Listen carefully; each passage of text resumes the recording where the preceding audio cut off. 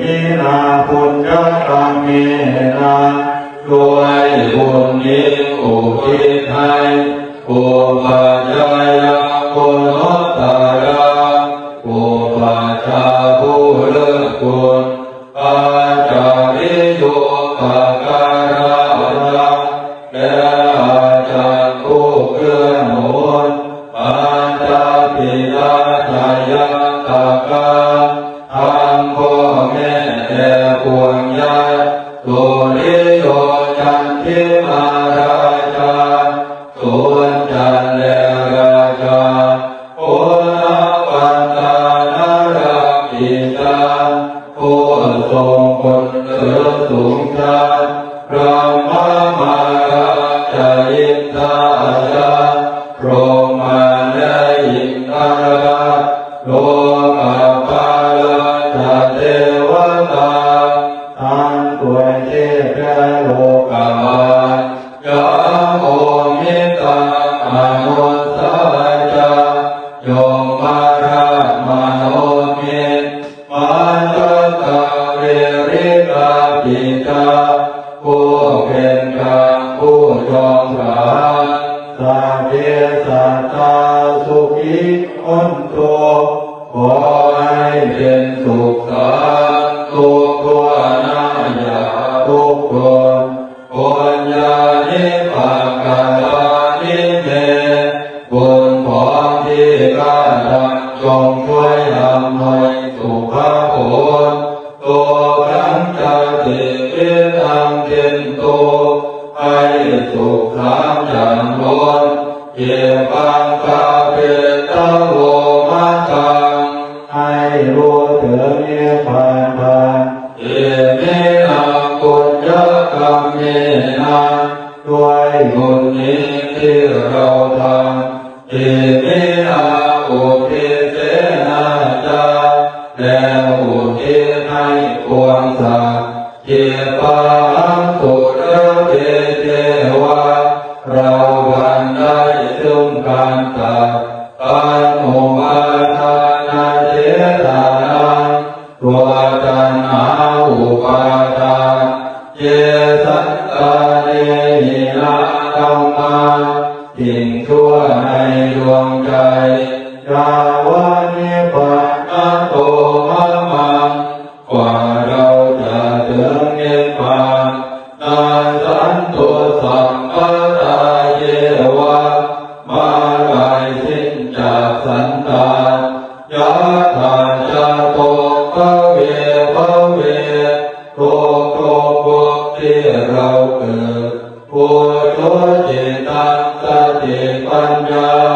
มีจิตตรงและสติทางปัญญาอันประเสริฐสันเลโก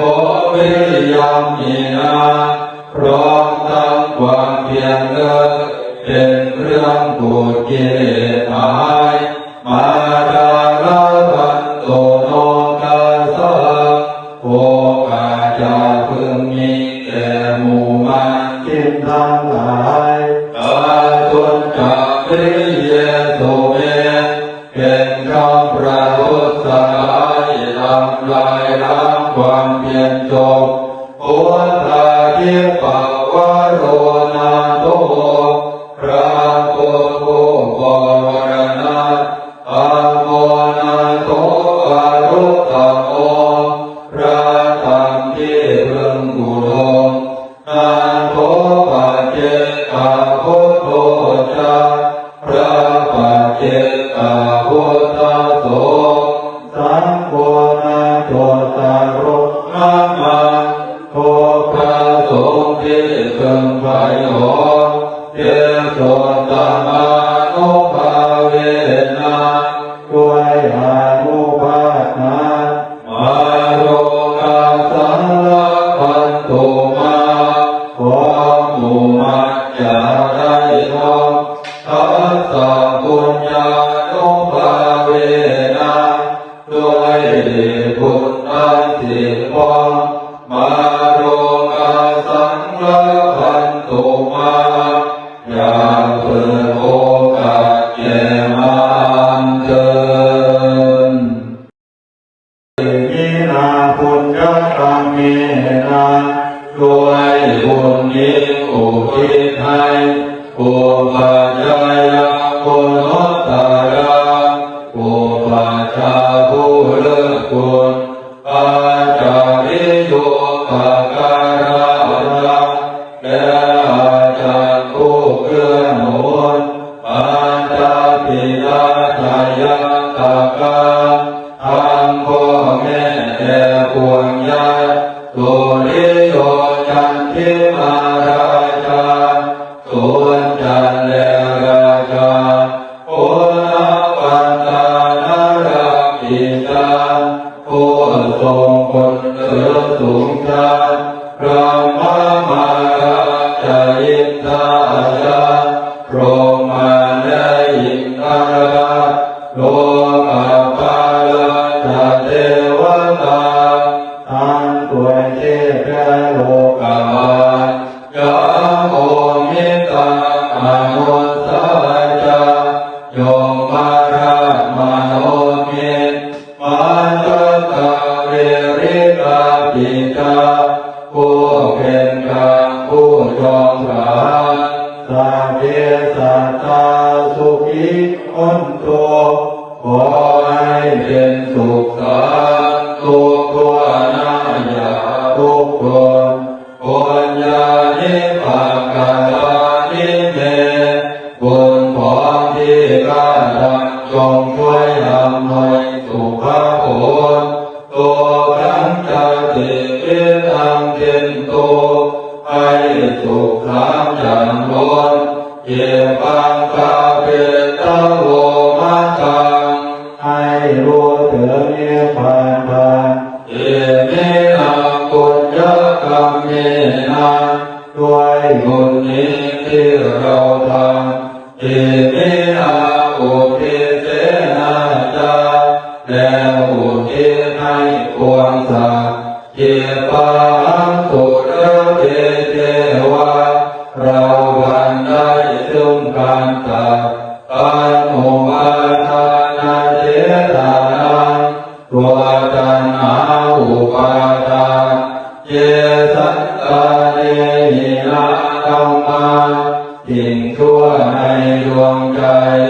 ยาวานิพพานโตมะมัง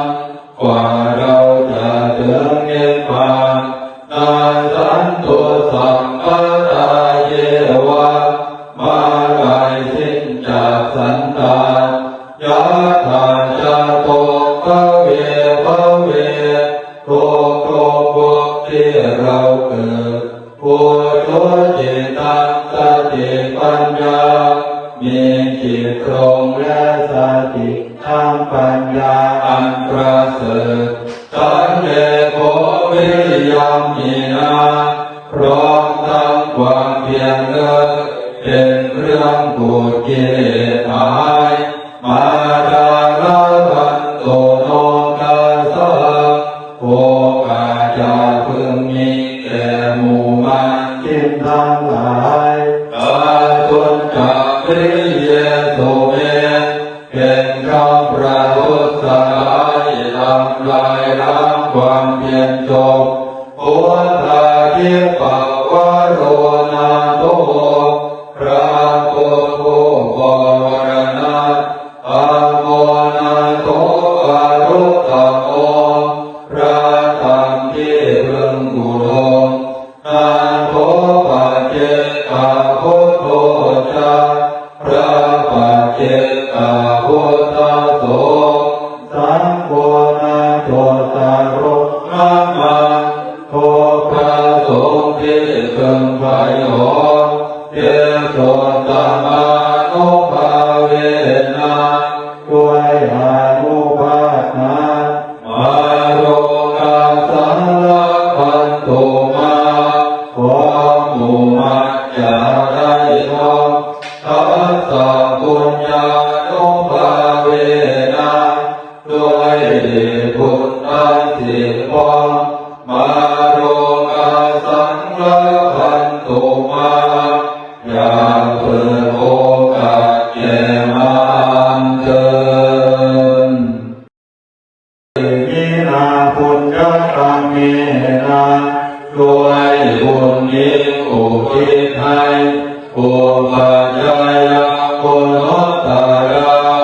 อุปัชฌาย์ผู้เลิศคุณปัจจาริโยปการะและอาจารย์ผู้เกื้อหนุนปัญจปิตาทายาตกาทั้งพ่อแม่แต่พวงญาติตุลิโย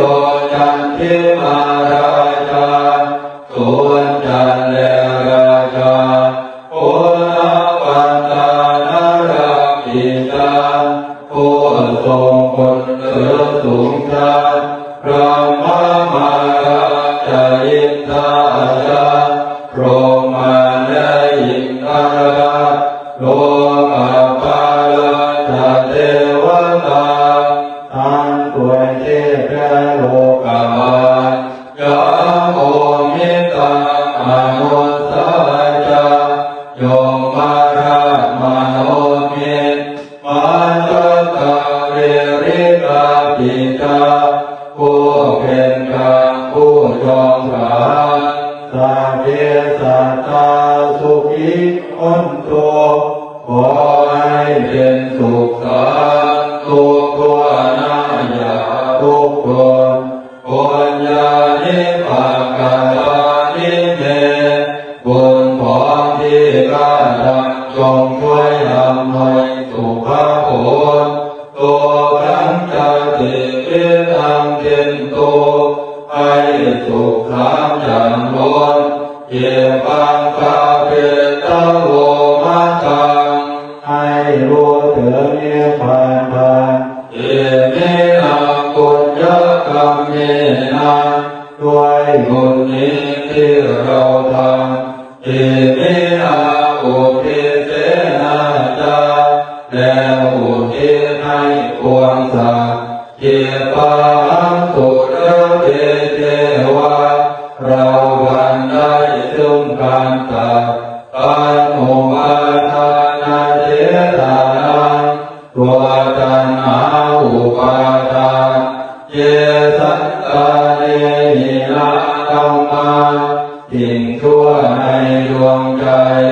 ยาวานิปัสสโตมะมังกว่าเราจะถึงนิพพานนาสันตุสัมปทาเยวะมาลายสิ้นจากสันดานยะถาจะโตภเวภเวโตโตภพที่เราเกิดผู้โชจิตังสติปัญญามีจิตตรงและสติทางปัญญาอันประเสริฐสันเลโกวิริยมินาพร้อมทั้งความเพียรเลิศเป็นเครื่องปูดกิเลสหายมาดาลาพันโตโนกาสะโภกาจาพึงมีแก่หมู่มารทินทั้งหลายกาตุนจักริเยสุเมเป็นคำประทุษร้ายทำลายล้างความเพียรจบ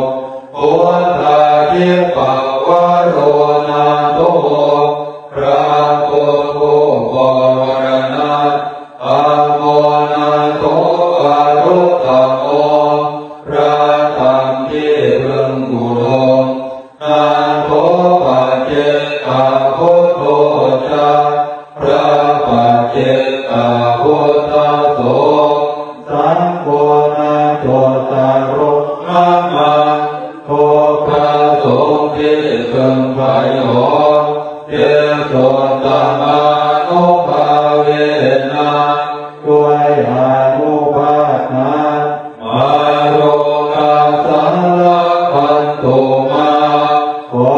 หมู่มัจจะได้ทำทัสสะปุญญานุภาเวนะด้วยบุญอันสิบปองมา